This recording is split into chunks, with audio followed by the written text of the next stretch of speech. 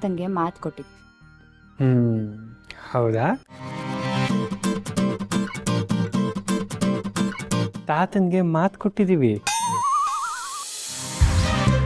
ಅಮ್ಮ, ಇವರೇನಮ್ಮ ಇಷ್ಟು ದಿನ ಕದ್ದು ಮುಚ್ಚಿ ರೊಮ್ಯಾನ್ಸ್ ಮಾಡ್ತಿದ್ರು, ಈಗೇನು ಎಲ್ಲರ ಮುಂದೆ ರಾಜಾರೋಷವಾಗಿ ರೊಮ್ಯಾನ್ಸ್ ಮಾಡ್ತಿದ್ದಾರೆ? ಹ್ಞೂ ಕಣೆ, ನಾನು ಗಮನಿಸ್ತಾನೆ ಇರ್ತೀನಿ. ಇವರಿಬ್ಬರು ವಿಮ್ಲಾ ಇದ್ದಾಗ ಒಂಥರ ನಡ್ಕೊಳ್ತಾರೆ, ವಿಮ್ಲಾ ಇಲ್ದಿರುವಾಗ ಇನ್ನೊಂದು ಥರ ನಡ್ಕೊಳ್ತಾರೆ.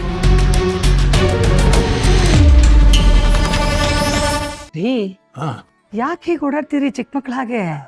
ಇಷ್ಟು ವರ್ಷ ಆದ್ಮೇಲೆ ನನ್ನ ತಂಗಿ ನೋಡ್ತಾ ಇದ್ದೀನಲ್ಲ, ಅದಕ್ಕೆ ಸಣ್ಣ ಹುಡುಗನ ಥರ ಆಗ್ಬಿಟ್ಟಿದ್ದೀನಿ ನಾನೀಗ. ನೋಡಿ, ಲಕ್ಷ್ಮಿ, ಬಿಟ್ರು.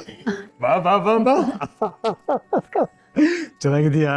ಚೆನ್ನಾಗಿದ್ದೀನಿ. ಶ್ರೀನಿವಾಸ್, ಬನ್ನಿ ಬನ್ನಿ. ಎಷ್ಟು ವರ್ಷ ಆಗ್ಬಿಟ್ಟಿತ್ತು ನಿಮ್ಮನ್ನೆಲ್ಲ ನೋಡಿ.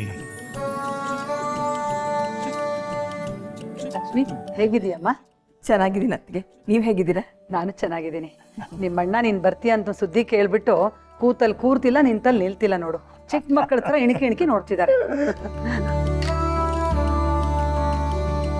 ನನಗೂ ಅಷ್ಟೇ ಅತ್ತಿಗೆ, ಅಣ್ಣನ ಹತ್ರ ಮಾತಾಡಿದ್ಮೇಲೆ ಇಲ್ಲಿ ಬರೋವರೆಗೂ ನನಗೂ ಸಮಾಧಾನ ಆಗಿರಲಿಲ್ಲ. ನಿಮ್ಮನ್ನೆಲ್ಲ ನೋಡಿ ನಂಗೆ ತುಂಬ ಸಂತೋಷ ಆಗ್ತಾ ಇದೆ. ಅಮ್ಮ, ಸಂಜೀವ ಬನ್ನಿ.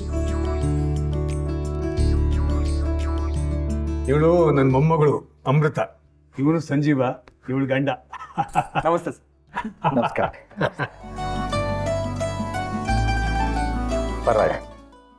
ಪರವಾಗಿಲ್ಲಮ್ಮ. ಅಣ್ಣ, ನಿನ್ನ ಕುಟುಂಬನೂ ನಮ್ಮನೆ ಥರನೇ ದೊಡ್ಡ ಕುಟುಂಬ. ನೋಡಿ ತುಂಬ ಸಂತೋಷ ಆಯ್ತು. ಸಂಜೀವ್, ನೀವೇನ್ ಮಾಡ್ಕೊಂಡಿದ್ದೀರಾ? 100 ಮಕ್ಕಳಿಗೆ ಪಾಠ ಹೇಳೋ ಮೇಷ್ಟ್ರು ಕಣಪ್ಪ ಅವನು. ಎಂಥ ಪುಣ್ಯದ ಕೆಲಸ ಅಲ್ವಾ? ಮೇಷ್ಟ್ರು ಕೆಲಸನ ಎಲ್ಲರನ್ನು ತಿದ್ದಿ ತೀಡಿ ಪಾಠ ಹೇಳ್ಕೊಡುವಂಥ ಗುರುಗಳು. ಇಷ್ಟು ವರ್ಷ ಆದರೂ ನಮಗೆ ಪಾಠ ಹೇಳ್ಕೊಟ್ಟ ಮೇಷ್ಟ್ರುಗಳನ್ನ ನಾವು ಇನ್ನೂ ಮರ್ತಿಲ್ಲ. ಅದರಲ್ಲೂ ಸರ್ಕಾರಿ ಶಾಲೆ ಓದಂತ ನಮ್ಮಂಥವ್ರಂತೂ ಮರೆಯಕ್ಕೆ ಸಾಧ್ಯನೇ ಇಲ್ಲ ಅಲ್ವಾ ಧರ್ಮಣ್ಣ? ಸರಿಯಾಗಿರೋದೆ. ನಿನ್ನ ಮೊಮ್ಮಗಳಿಗೆ ಚಿನ್ನದಂಥ ಹುಡುಗ ಸಿಕ್ಕಿದ್ದಾನೆ.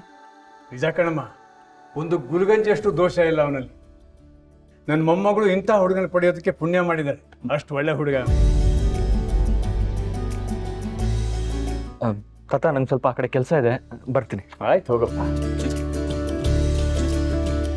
ಜಾನು,